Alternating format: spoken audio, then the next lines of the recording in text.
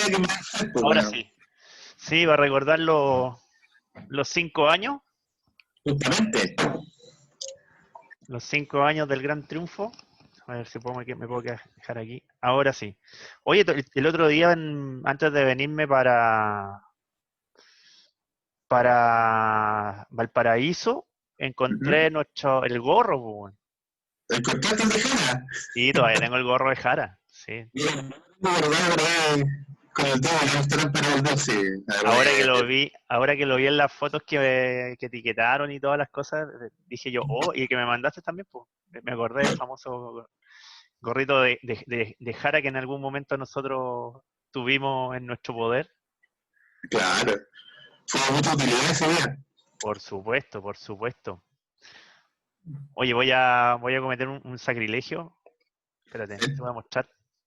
Mira, pues, Ah, no. ¿Qué si, tipo de ganas? si este video lo ve tu hermano, me mata, weón. Yo creo. Lo voy a ver, esto. ¿Ah? Cómo nos cambia la vida, weón, después de haber tenido una de las mejores, después de haber hecho una de las mejores cervezas de Chile, weón. Ahora estamos tomando Becker. Vamos a mostrarla para ver si nos llega alguna luquita. Auspiciador. Ah, Un auspiciador. una auspicia. Sí, abrimos la temporada de capturas. Bueno, Ahí eso vamos. también puede aplicar en el ámbito político. También tuvimos buenos gobiernos y ahora, bueno, tampoco no. Estamos como en Becker. Em, no sabemos bien para dónde vamos todavía. Vamos a asumir que estamos bien. Vamos a asumir que estamos bien. Ya, comencemos esta cosa para que hagamos algo más o menos entretenido. Vamos a partir con internacional. Estamos con las notas cortas, pues, las noticias. De las noticias cortas. Ya. Y apártale tú Bueno, nomás porque tú tenés más claridad con respecto a eso. una que te quiero plantear es el murciélago de tamaño humano. ¿Qué te parece que hayan descubierto este murciélago que tenía, creo que una alzada de 1,70 m? Pesa poco, pesa como 5 kilos, pero tiene una alzada de 1,70 m, o sea, de tu tamaño, pues. No, tú me das algo más. No, yo mido un poquito más, pues. Yo mido más de 1,80 m. Ah, no, entonces. O sea, esas cosas existen, se parece como Batman famélico, weón. Así como se lo chuparon mucho, parece. Bueno, si te pones a hablar del murciélago, ¿quién vuela primero, no? ¿Cómo? Si te pones a hablar del murciélago gigante, ¿quién vuela primero? Oh, buena pregunta. No sé, weón. Me quiero reservar la respuesta, no quiero decir una tontera en los primeros 10 minutos, en los primeros 5 minutos de este tema, weón. Esa era la primera micro noticia que es interesante. Imagínate un murciélago de tamaño casi humano. Y la gente estaba muy, muy asustada, pero la verdad es que come solamente guayabas y Sí, po. tiene movimiento lento. O No, sea, y son inofensivos. Son el problema es. inofensivos. Son inofensivos, como prácticamente todos los murciélagos, pues si los murciélagos son inofensivos para los seres, bueno, hay una serie de murciélagos que son que consumen sangre, pero la gran mayoría son inofensivos para el ser humano y para los animales en general, así que, pero igual es impresionante, pues ver una hueá tan grande. Y te asusta igual. Sí, por ¿Eh? supuesto, como cuando aparece una polilla gigante. Claro. Está- Las polillas gigantes en el estado de Boston hoy día que están dando el preámbulo del partido de la próxima semana, ahora que están repitiendo Generación Dorada. Ahí están diciendo Ah, que tienen polillas gigantes del tamaño de la mano. sí. De todas maneras, de todas maneras. Oye, otra noticia corta, Dile, relacionada precisamente con esto. ¿Tú a ver, cacháis con el tema del copete? ¿Tú sí, cacháis que está la escoba aquí, Valparaíso, Viña, con el tema del copete, po? sí, sí. Porque Sharp asumió que íbamos a tener apertura, bueno, hay apertura de los, ¿cómo se llama?, de las botillerías ahora, bajo una serie de restricciones, una serie de dinámicas, pero Viña no quiere, pues. Una cosa, ¿eh? Y estuvimos, sí, pues, ¿no? Y el tema es que yo he estado viendo el tema, bueno, también tengo un botiguero cerca ahora en la casa, está media cuadra aquí en Calampán. Y estuvimos conversando ahora ayer, que ayer fui a la botillería a comprar un par de cosas. Eh, y él me decía que al final tuvieron que imponer, curiosamente, imponer el tema de la libre competencia para que pudieran Mira, abrir, sí, pues, porque de hecho el tema era que las botillerías estaban cerradas por la pandemia, porque no se eran consideradas de primera necesidad, mira, pero los supermercados estaban vendiendo copete. exacto. Y de hecho, lo más chistoso, yo fui al supermercado ayer porque me tocó como las compras con La semana, permiso, todo con permiso, recuerden, o sea, que se tiene que salir todo con permiso, y, y el copete, que el copete en el supermercado está en liquidación. ¿sí? Sí, ¿Vas a comprar piñera por ahí entonces, pues? me están mirando con una cara en este momento donde acabo de decir que el copete estaba en liquidación el vino, estaba en liquidación el pisco, Ah, estaba en liquidación, estaba en liquidación, estaba en liquidación algunos copetes con sabor y cosas por el estilo. eso, Sí, guácala. también estaba, sí, me están preguntando si la cerveza también estaba. Se parece que sí, porque si te 24. El ron no estaba en, espera, déjame anotar, el ron no estaba ¿cómo se llama? En liquidación y me conviene más comprarlo abajo porque está más barato. Sí, me están exigiendo un ron para el pan de Pascua y queremos hacer un pan de Pascua de invierno.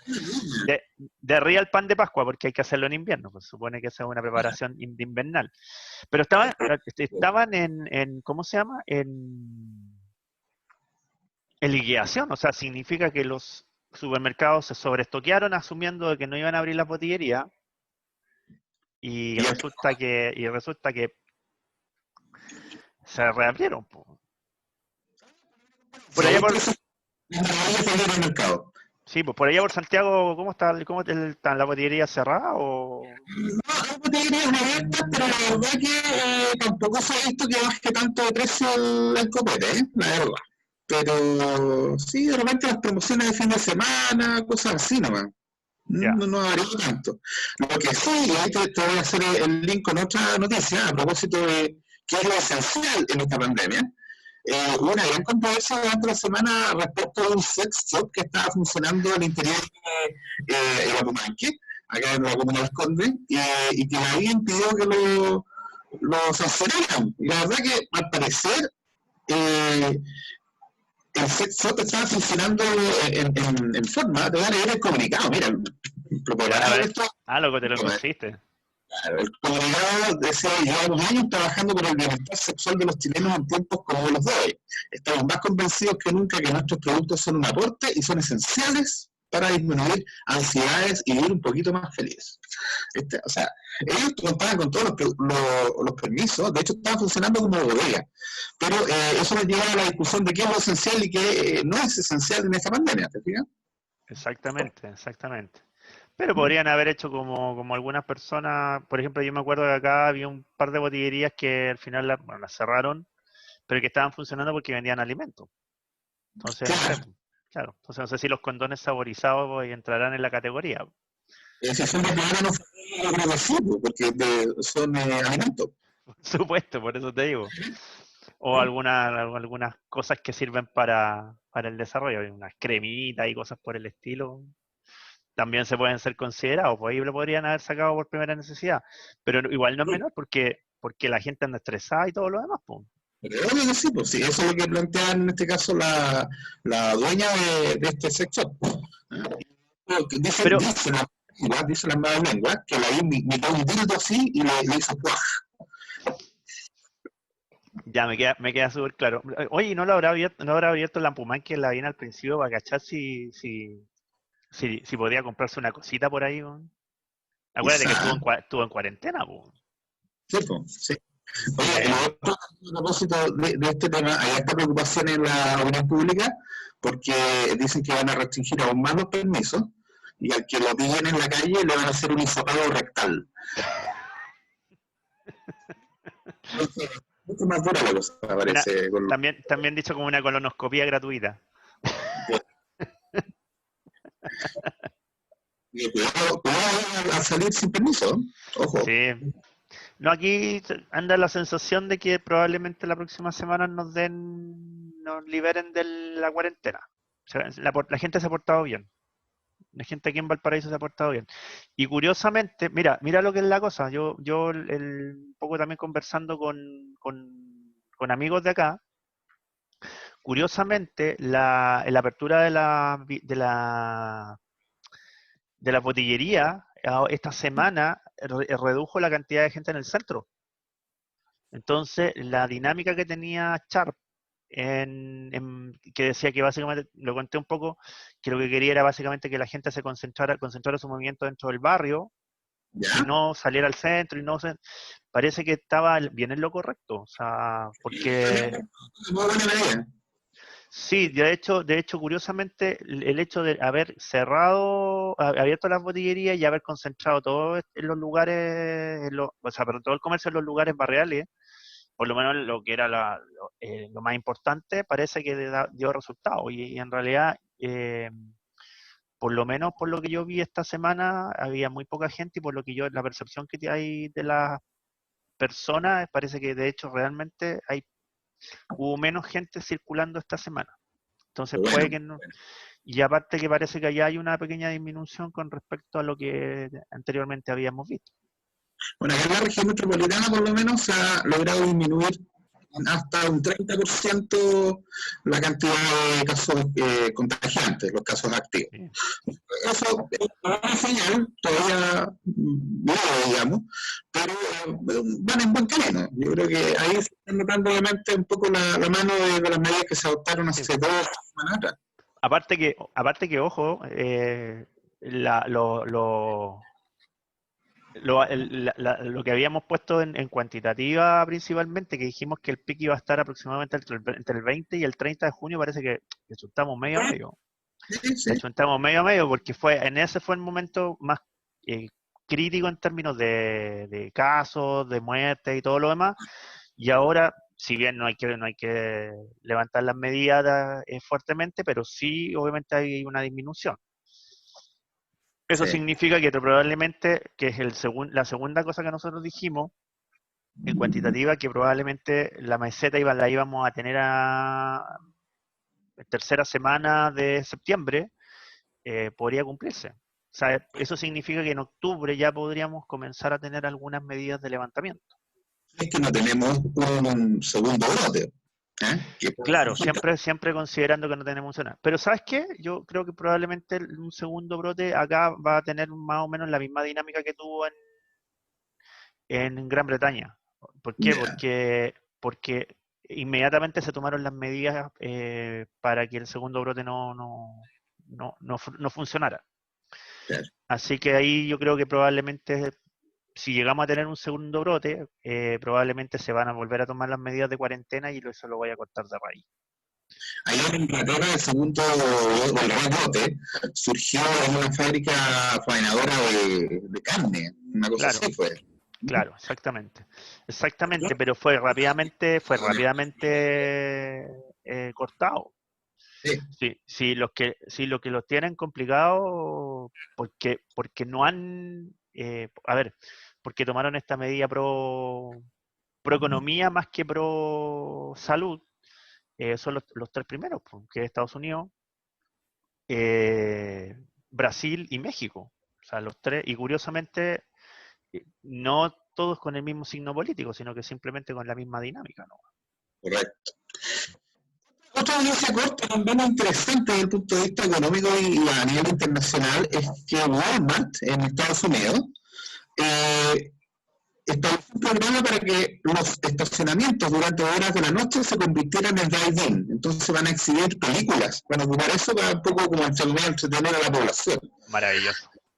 Walmart Marav siempre llega antes que las autoridades en Estados Unidos. Es mucho más rápido. De hecho, para el huracán Katrina, llegaron ellos antes que el FEMA con comida.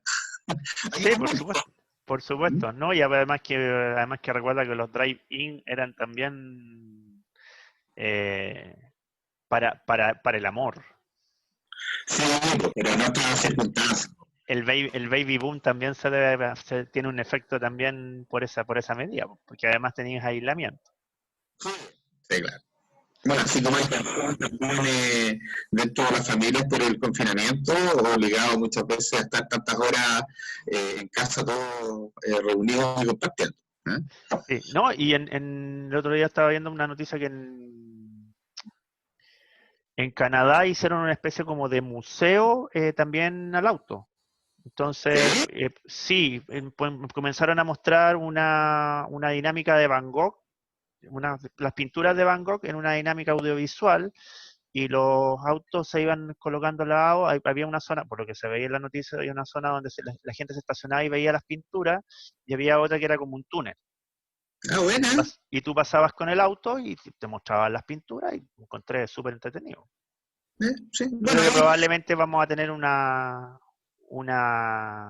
relanzamiento de estas cosas que se consideraron medias perdidas. claro. En este- Oye, quebró el Cirque du Soleil, se declaró en quiebra en Canadá. sí, Dejaron 60.500 artistas.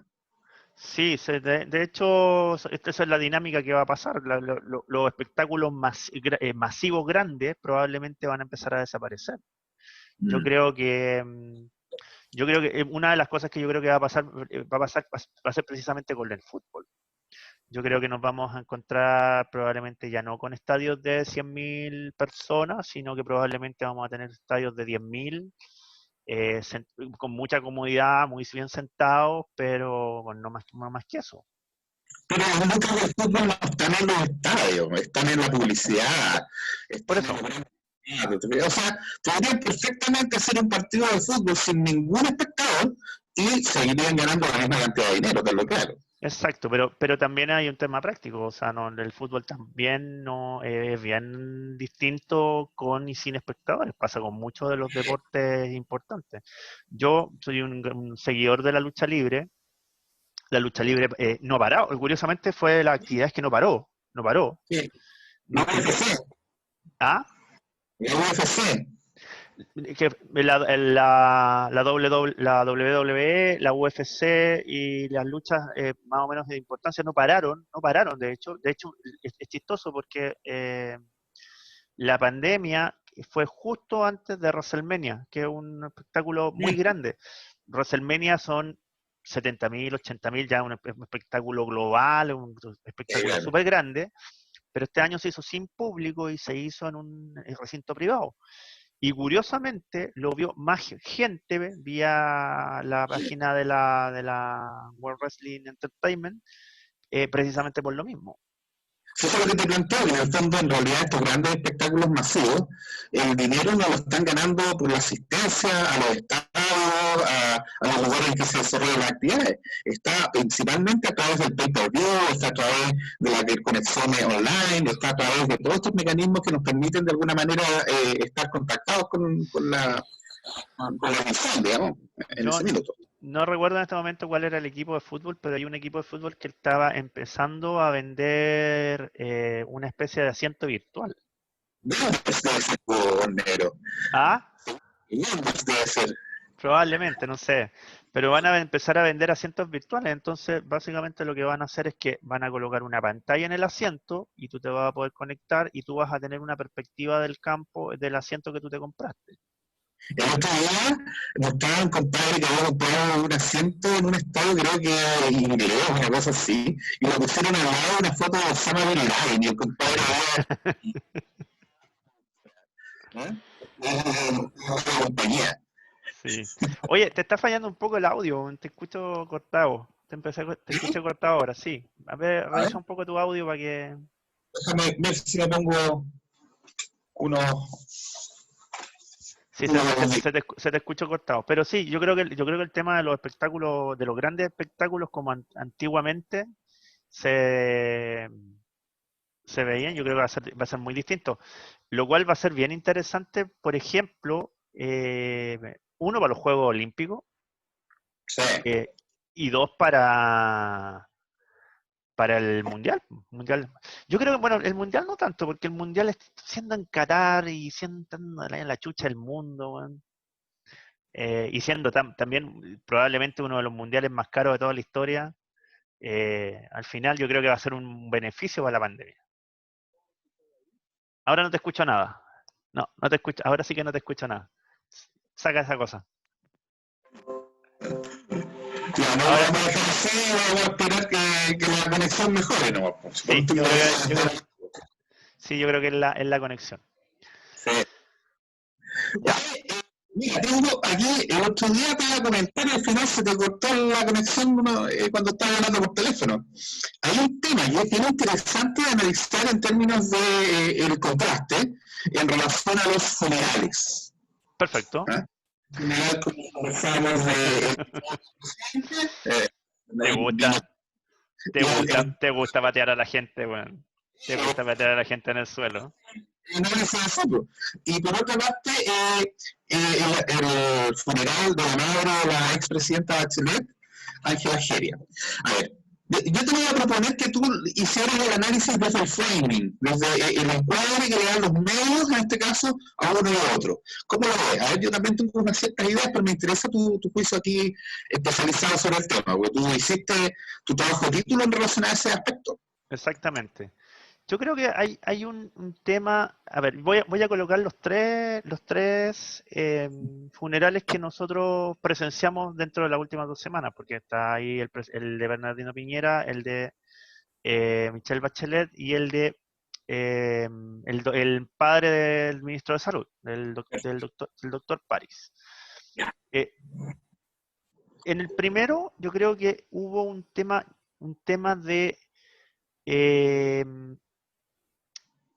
primero, un tema de que quisieron hacer algo que era muy solemne, quisieron hacer algo que iba a ser muy espectacular, pero por la salida de madre del presidente, por la salida de la dinámica que todo el mundo esperaba, porque si tú hubieses conseguido que la dinámica hubiese funcionado, el presidente hubiese que el funeral hubiese pasado piola, así.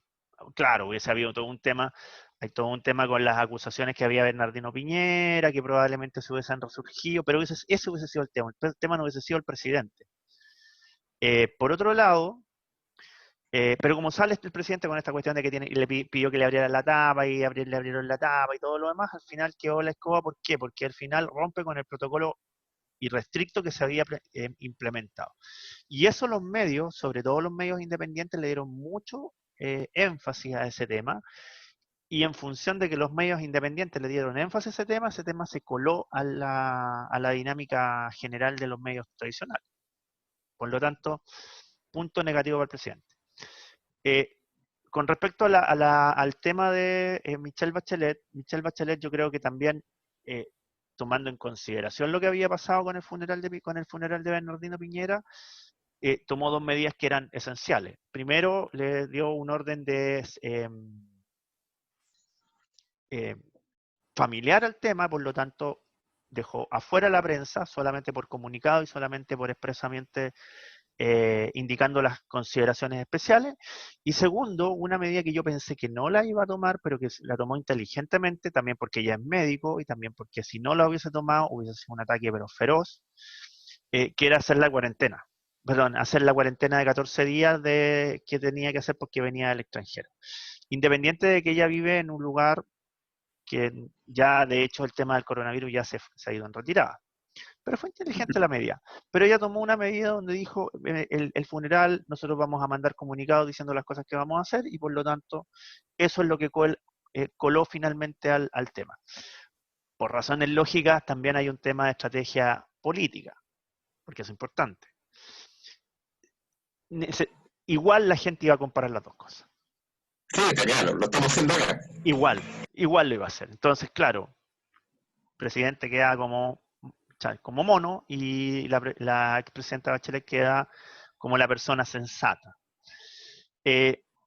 Y el tercer funeral, que creo que es importante hacer el contraste también con ese funeral, fue bien especial. ¿Por qué? Porque si bien obviamente es del ministro de Salud y se respetaron todas las dinámicas que tenían que respetarse, también hubo un tema práctico porque hubo homenajes desde el punto de vista del cuerpo de bomberos que tuvieron todo un protocolo que tuvieron que cumplir, pero perfectamente también podría haber sido un funeral más masivo, porque el padre de Enrique París es un tipo súper conocido. sobre todo en el Claro. sur, sobre todo en el sur y sobre todo en Rancagua. Entonces se podía haber corrido el riesgo de poder haber hecho algo un poco más masivo, eh, pero yo creo que también por la investidura del hijo, por la investidura de Enrique París, yo creo que se mantuvo con ciertos grados de control. Entonces, claro, pasó como el funeral del papá del ministro de Salud y no más allá. Entonces, al final, ¿qué sucede? ¿Cuál es la idea práctica? Que el framing de la noticia fueron las dinámicas, pero el framing post noticia, o sea, una vez que sucede la noticia, es la comparación. Es la comparación. Y en la comparación, lamentablemente, Piñera nuevamente sale mal parado. Aparte que también se generó una polémica por el estado de salud del presidente, por este tema de las convulsiones que habíamos hablado la vez anterior, además porque aparte de ese tema, se generó nuevamente una dinámica donde, en este caso, Paula Daza se ve involucrada porque sale a defender a Piñera y que había quedado muy mal parada. Afortunadamente, París le dio el acompañamiento para que esto después pasara a piola. Ya. Eso básicamente. Ya. Mira, y en el caso de los medios independientes, comprendo que el framing respecto a Piñera claramente es negativo, un encuadre negativo, porque obviamente la mayoría de los medios independientes no siguen la tendencia del presidente. ¿Ya? Eso es claro. Pero me llama la atención un aspecto aquí también. Al parecer habría una cierta simpatía respecto de la figura de Michelle Bachelet, incluso en los medios masivos, en los medios oficiales y en los medios que son un poco más de oposición, evidentemente, pero esto se da en el marco de una serie de consideraciones. ¿Eh? Si tú te fijas, por ejemplo, Eugenio Deloni, por ejemplo, escribió hace un tiempo atrás un libro respecto a Piñera que se llamaba ¿Por qué no me quieren? En el fondo es como la figura un poco odiosa que cuando podemos darle le damos duro. De hecho, yo no, o sea, hasta el día de hoy no entiendo por qué, por ejemplo, tuvimos la oportunidad de ver ese video de una ceremonia que se supone que era privada. O sea, si yo estoy contratando un servicio en una empresa privada y dan eso a conocer de forma pública, o sea, ten claro que yo voy a presentar un reclamo y pediría hasta la cabeza a la persona encargada, ¿verdad? Sí, Sin pero embargo, no, ¿te fijas? sí, pero acuérdate que estamos en la sociedad de la casa de vidrio. O sea, aquí era lo Que no ocurre yo ahora obviamente no me imagino que hubiera una filtración del funeral de la madre de la expresidenta, ¿te fijas? ¿Ah? Porque los medios en eso son más cuidadosos. ¿Eh? De alguna manera también se hacen cargo de lo que está pasando en el país. Bueno, es que aquí hay dos dinámicas que se cruzan. Al presidente le gusta alardear. O sea, y es parte de su dinámica. O sea, le gusta alardear y probablemente dijo, ya, se murió el tío Bernardino, grabemos esta cosa con una solemnidad, con la orquesta, con toda la cuestión. Y el problema es que le falló, pum.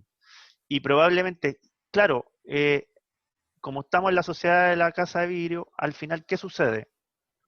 Se graba y alguien filtra. Y nada que hacer, pum. El punto es la filtración más bien. Porque ten claro que en el caso del funeral de la madre de la expresidenta Bachelet también se grabó. Eso está grabado. El punto es que no se ha divulgado, no se ha hecho público y no se ha filtrado. ¿Mm? Exacto. Pero es que obviamente van a tener más cuidado porque obviamente si ya se filtró el primero, no van a tratar de que se filtre el segundo. A eso voy. A eso me refiero con el análisis del framing, que en el fondo, en algunos casos los medios son más cuidadosos, en otros como que les da lo mismo porque ya tienen una cierta tendencia a pegarle en el fondo a las figuras públicas cuando no le caen bien. ¿Mm? Sí, pero recuerda lo que también dijimos la conexión pasada. Hay una rememoranza por la Michelle Bachelet médico y por la Michelle de los bonos. Entonces, si tú tienes por un lado, un tipo que le estáis dando duro porque no está haciendo las cosas o no está teniendo los cuidados que debería tener, y tienes por el otro lado una figura que ya es internacional y que más encima hay una rememoranza de sus tiempos, obviamente, ¿qué es lo que va a hacer la prensa? La prensa lo que va a hacer es ensalzar al bueno y tratar de atacar al malo. Bueno, eso es normal en todo caso. Sí, pues Pero eso es bueno, normal. que hacerle seguimiento en términos del framing a algunas figuras públicas, porque por ejemplo, no sé, yo me imagino respecto de Benito Aranda todos lo ven así como súper bueno, entonces Aranda que se pasa una luz roja, uno no se lo imagina, dice no es posible. Mira, el caso más, lo que tú estás diciendo, el caso más paradójico es el de Isquia Siches, actualmente. Yo he estado siguiendo el tema de Isquia Siches por un tema de figuración pública y de importancia. Los medios de izquierda, más de izquierda, la tienen muy ensalzada, incluso a nivel de que la consideran una futura candidata presidencial. Los medios de derecha están en dos posiciones, o la atacan, por un lado, por ejemplo, la segunda siempre lo ataca, pero el Mercurio ha tenido una actitud bien neutra, bien cuidadosa, bien neutra con respecto a Casiches. Pero en las redes sociales, hay que recordar que salió una foto donde supuestamente estaba la Isquia Sicha haciendo el africano en una fiesta, literalmente, y que después se cachó que la foto era falsa. Pero exactamente, ¿no? Y yo vi la foto y dije, con ese talento puede ser presidenta 10 veces, así que. Pero después se dieron cuenta que la foto era falsa, o sea, la tipa se parecía, pero no era ella. Pero el ataque que está por parte de la extrema derecha a Isquiasiche es pero brutal en las redes sociales. O sea, lo menos que le dicen a la Isquiasiche es hueona, y de ahí para arriba. Ya, bueno, en las redes sociales, obviamente aquí el flujo de información es muy diferente a los medios de comunicación masiva. No. Y es interesante hacer un análisis en una próxima edición del programa. Sí, no, por supuesto, por supuesto. Porque aparte hay un tema respecto a cómo se plantean los temas, y lo veo de cara a lo que fue la primera parte de lo que supuestamente iba a ser la campaña al tema constitucional, donde se dieron, pero bueno, se dieron con todas las redes sociales, tanto los del apruebo como los del rechazo. Y esto paró por el tema de la pandemia, pero cuando volvamos se van a seguir dando como caja. No, seguramente. Y es potente porque no hay, bueno, como en todos los plebiscitos, no hay medio. Sí, yo comparto la opinión en esos términos. Mira, me viene a la mente una frase de Orwell en la granja de los animales, cuando decía que todos los animales son iguales, pero algunos animales son más iguales que otros. Por supuesto, por supuesto. La clase política sigue demostrando en el fondo que lo que le ocurra a la población en realidad no le interesa mucho, ¿verdad? Claro. Porque evidentemente hay una desconexión entre la clase política y las demandas que está teniendo la gente en esta época de cuarentena, sobre todo. Acá, por ejemplo, ya vamos a hacer un análisis económico en algún minuto también. Una clase media súper desprotegida. Y la clase media es la que más participa en política, es la que más sale a votar probablemente, es la que tiene grandes demandas, pero nunca recibe la ayuda que requiere. Y hoy en día tú vas a ver una clase media saliendo de la pandemia muy, muy empobrecida. Sí, yo recomiendo, porque lo leí y me pareció muy interesante el punto de vista, a pesar de que es un punto de vista súper viejito desde el punto del análisis. Hoy día salió una columna de Daniel Matamala en la tercera, que se llama Deudas. Y él hace una carta, una columna bien chiquitita, bien cortita, él hace columnas más largas, pero ahora era bien cortita, pero él parte, curiosamente, la nota con el cómprate un auto perico.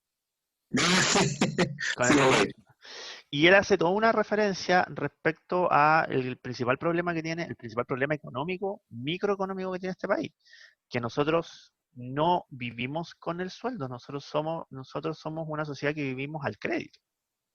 En general, claro. En general.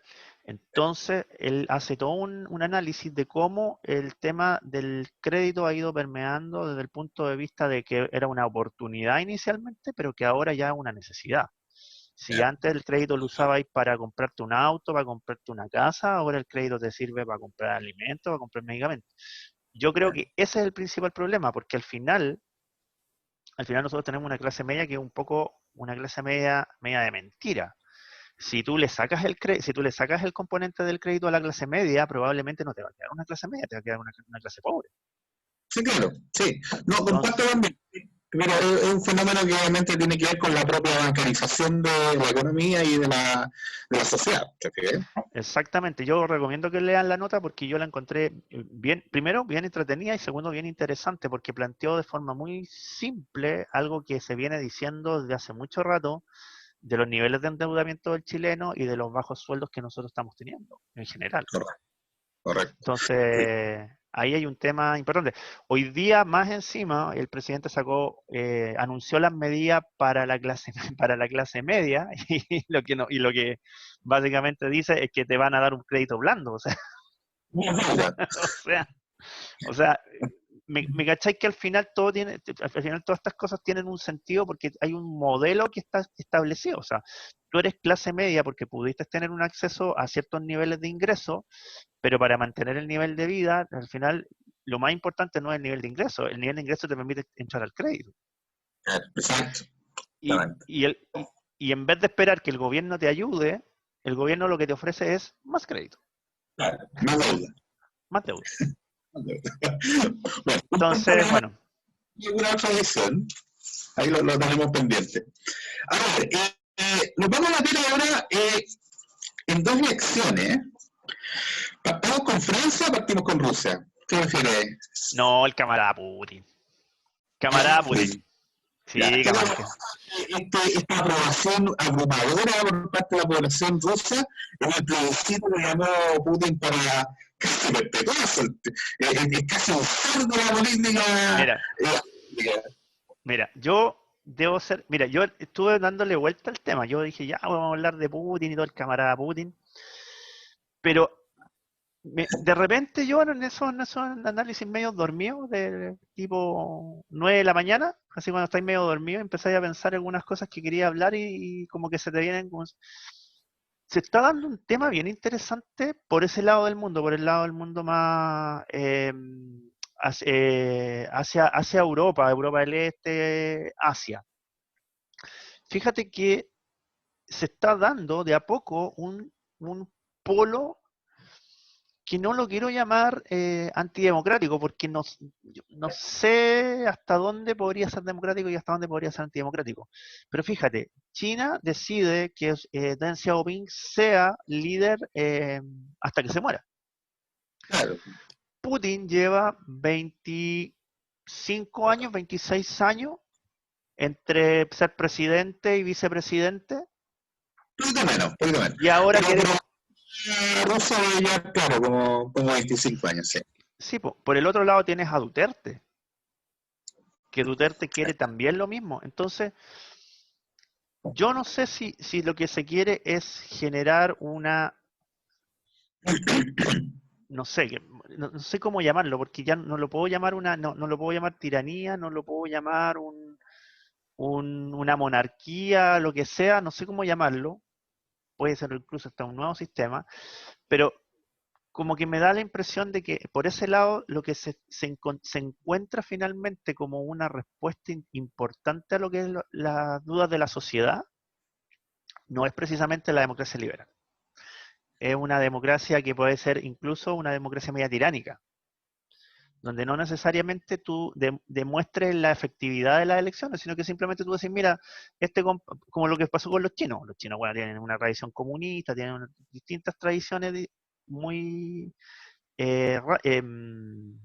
extrañas para el mundo más occidental, pero fíjate que ellos deciden elegir a Deng Xiaoping como su presidente ad eternum hasta que se muera, porque el tipo le ha funcionado. Y yo creo que los rusos, que también tienen una tradición comunista, pero que pasaron por un liberalismo extremo, también parece que de la mano de Putin y de esta especie como de eh, dictador democrático, voy a ponerlo entre comillas, como una especie de dictador democrático, también quieren un poco, encontraron un poco el camino. Duterte también, el tipo es bien especial, pero también ha tenido ciertos grados de... Entonces, ahí se genera una dinámica importante, porque vamos a tener dos polos políticos bien marcados. Estamos teniendo un polo político donde vamos a tener una dictadura democrática, comillas, y por el otro lado una democracia liberal, y van a estar compitiendo. Entonces, ahí hay un tema bien interesante que tratar. Sí, sí, yo creo que avanza más bien hacia una especie de plutocracia 2.0, Sí, porque habría que ver también los bolsillos de todos estos mandatarios. Ellos también se han enriquecido estando al mando de sus respectivos países. En el caso de China probablemente es menos notorio porque ya tenemos menos información, pero si tú miras la situación de Putin, la propia de Duterte, como tú mencionas, ellos han tenido un ascenso importantísimo en sus ingresos durante los periodos en que han estado al mando de la nación. sí. Pero, por ejemplo, si tú lo pones en contraste con lo que sucedió con las dictaduras latinoamericanas, que sucedió exactamente lo mismo, en realidad lo que sucedió con las dictaduras latinoamericanas, y lo pongo, por ejemplo, el caso clásico de Paraguay, Paraguay ¿Ya? tuvo a Stroessner 34 años, que fue el más, que estuvo más tiempo en términos de dictadura. Los paraguayos querían puro echar a Stroessner, ¿no? En cambio, acá se da el caso contrario. Acá la gente está viviendo una especie de dictadura democrática, o sea, que tú la puedas ir renovando. Una cosa muy similar, pero con algunas diferencias con lo que sucedió en la Cuba castrista y postcastrista, eh, respecto a cómo se van a manejar en términos de las elecciones y en términos también de las libertades, porque también hay que tener un tema práctico. En estas, pongo el caso de China también, en estas dictaduras democráticas, lo que básicamente vas a tener una cantidad de libertades individuales determinadas, pero que no van a ser todas las libertades que se quieren. Ojo con eso. Sí, sí, comparto.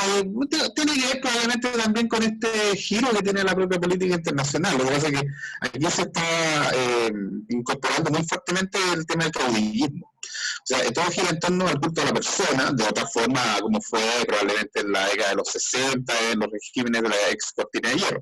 Pero aquí claramente sí, hay un culto a la persona, y que en el fondo es la misma situación que podríamos visualizar desde otra óptica, probablemente con Bolsonaro y con Trump. O sea, ¿por qué Trump llega a ser presidente de Estados Unidos? Porque la descomposición de la política norteamericana era tal que lo vieron como el gran salvador en circunstancias que probablemente no es la solución. En el caso de Bolsonaro igual.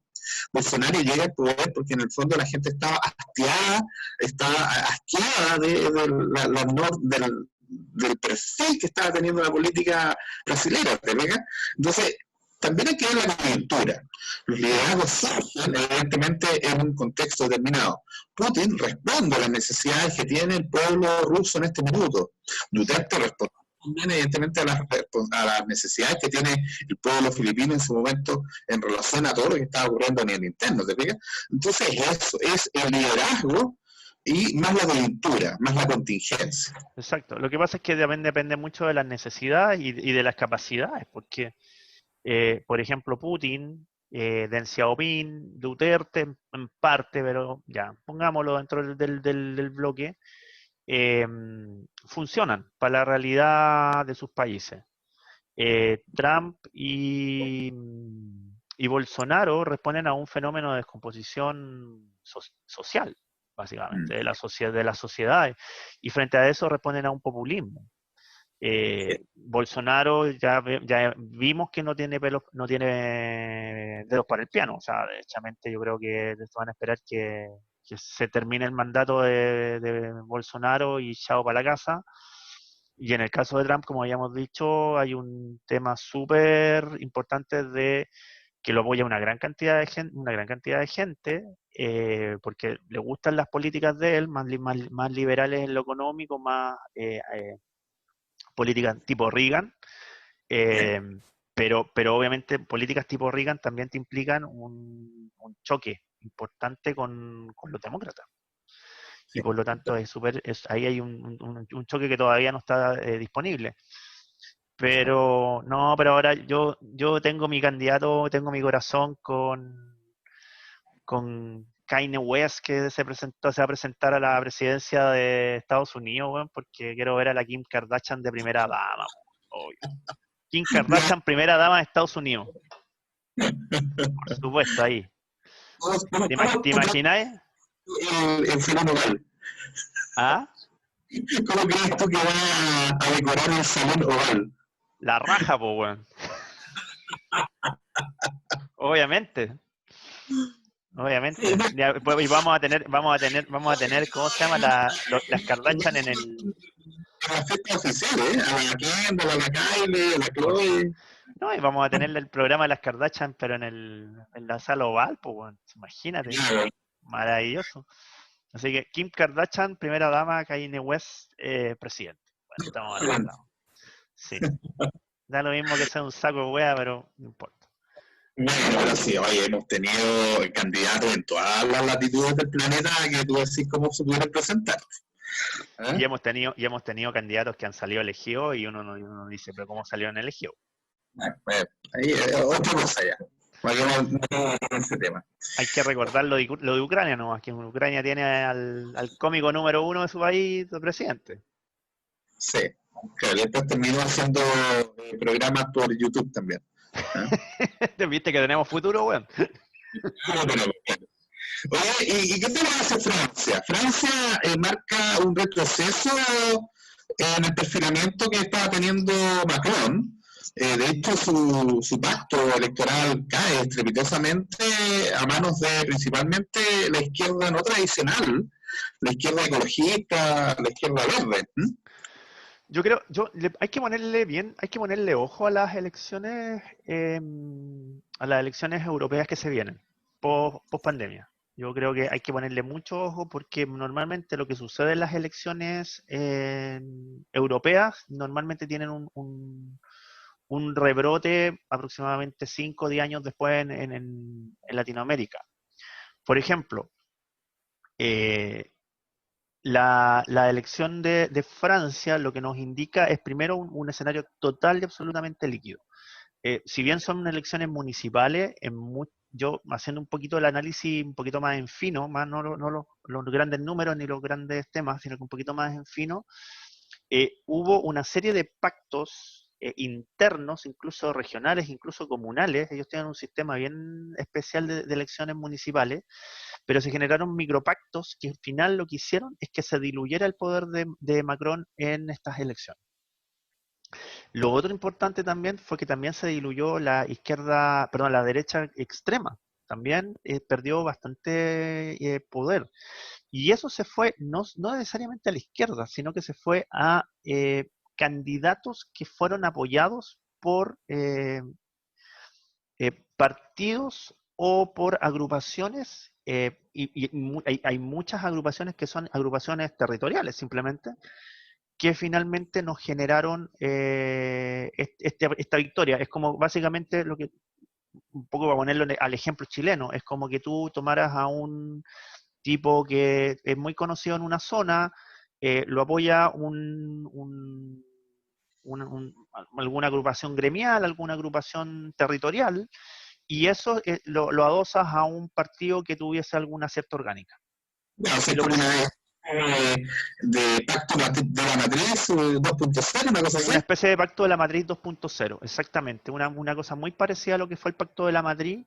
Y eso tú lo presentas a la elección y obviamente por la importancia del tipo territorialmente, por el descontento que existe con el gobierno, por la pandemia y por todo lo demás, al final te generó un cóctel que lo que hizo fue que el poder se diluyó y se diluyó completamente. Ahora, hay que también decir una cosa simple, una cosa importante también. Francia tiene una dinámica líquida en sus elecciones. Sí, eso es frecuente. O sea, Francia es de los que tiene 30, 40 candidatos a la presidencia, entonces tampoco no nos engañemos. Pero sí hay un tema práctico. una de las elecciones que yo estoy esperando, que probablemente puede llegar a venir, son las elecciones alemanas y las elecciones españolas. Yo creo que si el fenómeno se repite en Alemania y el fenómeno se repite en España, yo creo que probablemente vamos a tener de aquí a unos 5 o 10 años más en Chile o en Latinoamérica en general, vamos a tener más o menos el mismo fenómeno. Hay que recordar que en España se dio algo que hasta hace, no sé, un año y medio atrás era imposible, que era que el Partido Socialista se unió con Podemos, en este caso se llama Unidas Podemos, para poder formar gobierno. Claro. Algo impensado hace un año y medio atrás. O si eso es, la política siempre es el arte de lo posible. Exactamente. Pero es interesante, yo creo que hay que poner harto ojo a ese tipo de dinámica. Yo creo que en Chile se puede dar este tipo de dinámica en función de lo que tú mismo dijiste, del pacto de la matriz del pacto de la matriz. Y que no solamente se dio ahí, sino que se dio en otros lados con mayor o menor éxito. Obviamente Obviamente a la gente que no sea de la zona central, probablemente que esté interesada o de fuera de Chile, a lo mejor en saber de qué se trata. Por favor. Ya.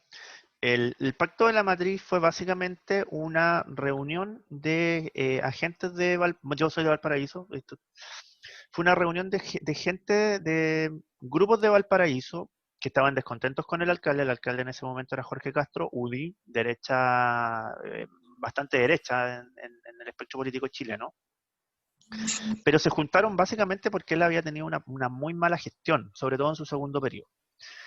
Y se juntaron, se llama el Pacto de la Matriz porque se juntaron en una casa cerca de una iglesia, que se llama la Iglesia de la Matriz, y ahí firmaron un pacto de compromiso. Y en ese pacto de compromiso lo que habían era básicamente un programa básico para poder tomar la alcaldía de Valparaíso, y segundo, lo que hubo fue un acuerdo de primarias para poder elegir el candidato. Eso fue, estoy haciendo un resumen muy breve. Se realizaron las primarias, salió elegido Jorge Sharp bajo una votación muy estrecha con otro candidato, Daniel Morales creo que se llamaba, y Sharp se presenta a la alcaldía de Valparaíso y gana la alcaldía de Valparaíso. Y eso queda como un punto de referencia de lo que es la organización barrial y comunal de una zona, apoyando un candidato que finalmente sale elegido alcalde.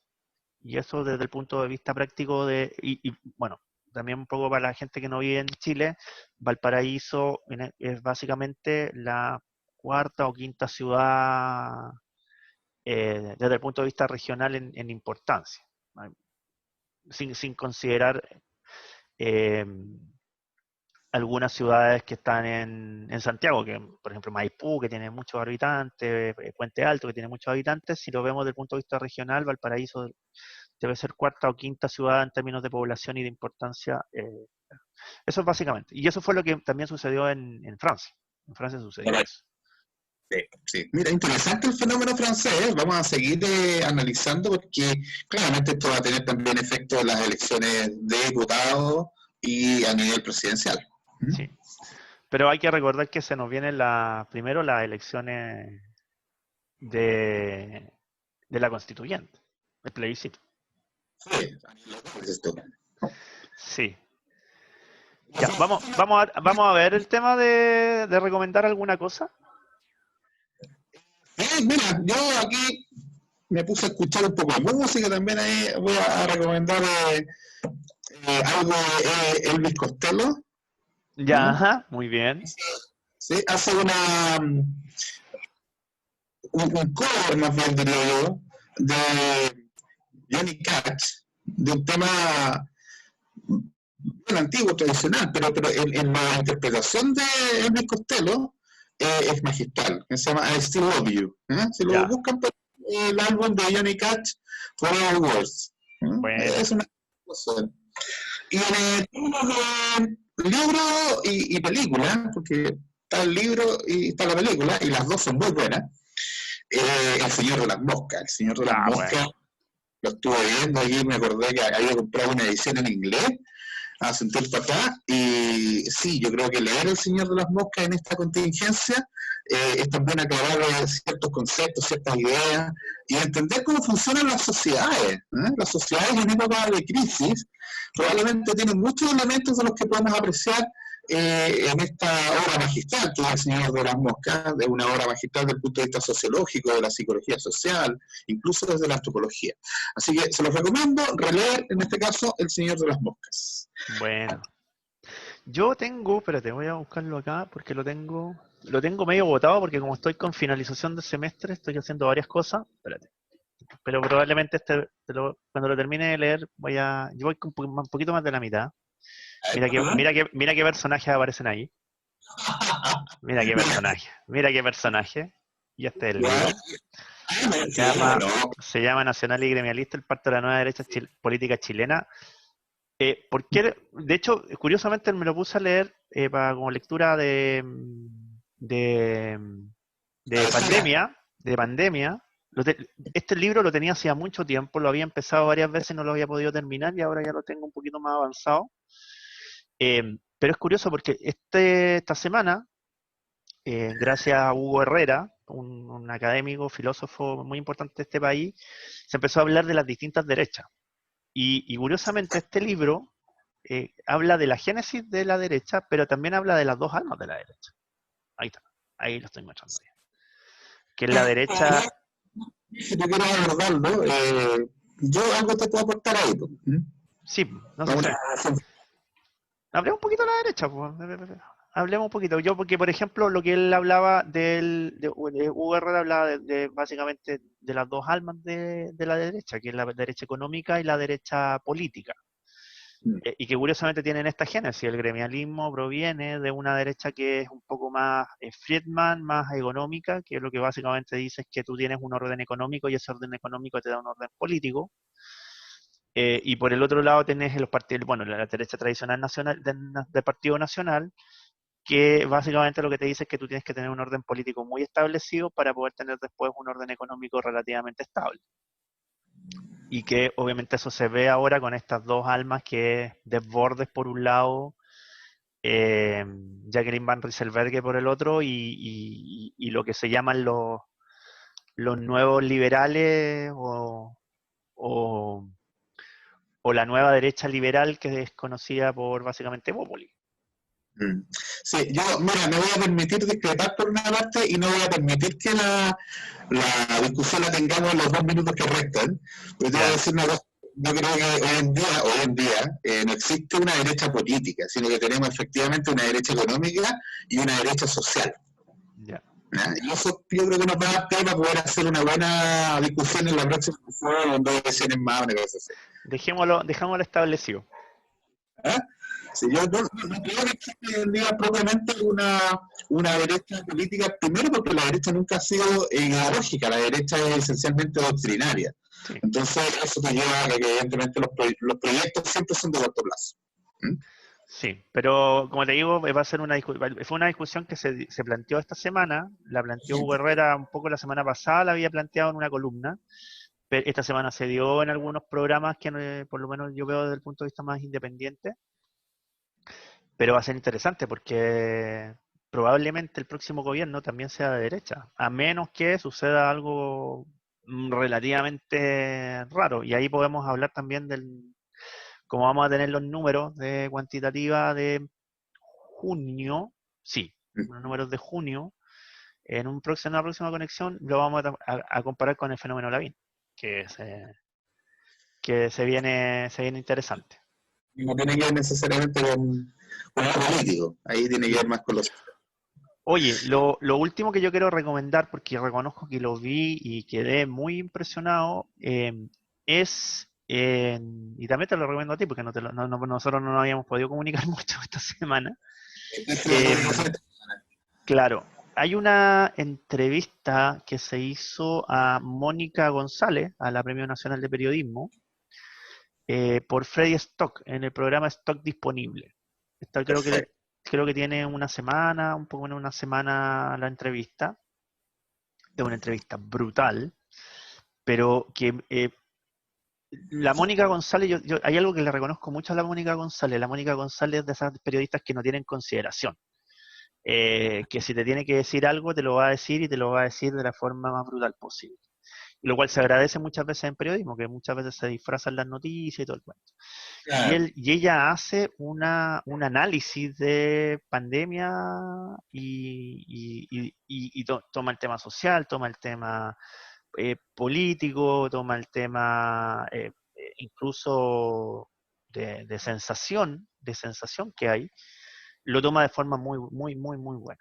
Y yo reconozco que o sea, en realidad más que nada escuché la entrevista porque la escuché mientras hacía otra cosa, pero después la terminé viendo y sí, realmente la recomiendo. Probablemente la voy a colocar algún link para que puedan ver esa entrevista en el YouTube. Pero creo que es un análisis muy, muy, muy descarnado y muy verdadero de lo que está pasando en muchas partes con respecto a la pandemia. Así que yo recomiendo eso, que lo vi hace poquito. Bueno, por último, quiero invitarlos a que se suscriban a nuestro canal en Nasi Grassi o en Cualitativa, Cuantitativa, también los tenemos, ¿no es cierto? Cualitativa, sí. Cualitativa estamos en Facebook también. Facebook estamos subiendo también contenido. Esta misma grabación se sube a Facebook. Sí, suscríbanse por favor para que seamos millonarios. Bueno, hemos sido rigurosos en los tiempos. Yo creo que no vamos a tener que cortar nada. Sí, yo creo que vamos a pasar a lo más, sí, a lo más un minutito probablemente al comienzo, pero sí. Así que no, hoy día vamos a ser más rigurosos con los tiempos, porque la otra vez estuvimos como 1 hora y media, ahora estamos 1 hora, así que yo creo que estamos más que suficientes. La próxima que vamos a subir tenemos una invitada. Ojalá que no, ojalá que no nos suceda lo que nos sucedió el viernes, porque hoy día es domingo. Pero vamos a tener invitada y probablemente también la próxima conexión también volvamos a tener invitado. Y ahí vamos a definir los temas y todo lo demás. Perfecto. Así que eso. ¿Tienes alguna cosa en perspectiva ya? ¿De qué? ¿Perdón? ¿Algún tema en perspectiva para la próxima semana? Para que estén atentos a lo que vamos a tratar. Los números cuantitativos. Números cuantitativos, ya. Sí, ya los tenemos. Pero ojo, que la próxima vez nos vamos a ver los números semestrales. Perfecto. No mensuales, vamos a ver los números semestrales, vamos a ver mucho gráfico y los gráficos nos van a decir cosas bien interesantes desde el punto de vista de actores y desde el punto de vista presidencial y desde el punto de vista de la... si podemos hacer un enjuague, porque estamos un poquito parados con las encuestas, con el tema constitucional. Vamos a tener ahí un par de cosillas que tenemos que finalizar y con eso vamos a tener los gráficos y yo creo que ya no sé si la próxima conexión con la invitada, pero sí la siguiente la vamos a tener con los números. Perfecto. Yo algo voy a hablar en la próxima sesión de los estados columpios, los swing states, Estados Unidos, las elecciones, pero es muy interesante la forma en que han cambiado entre la elección del 2016 y el 2020. Entonces quiero hacer una actualización en esos términos. Y cómo ha atacado también a la política norteamericana el tema de la pandemia, una cuarentena que no se respeta mucho en realidad, y que ha tenido también efectos en la economía y en lo social en estos estados que van cambiando de signo. En alguna votación votan por los demócratas, en la siguiente por los republicanos, nunca son como fijos. Entonces eso hace que finalmente también se incorpore como una variable importantísima al momento de poder vaticinar el resultado de la elección. ¿Ya? Perfecto. Ya, ahí tenemos varios temas para poder la próxima conexión. Ya, ¿terminamos esta cosa? Ya. Un gusto. ¿Perdón? ¿Algún chiste? No. No tengo no tengo ninguna estupidez de último momento. Así que vamos, no, yo creo que otro día vamos a partir con algo. Es que lo que pasa es que está escuchando a Don Carter y se me vienen puros chistes de. Escuché la última de Don Carter. Sí,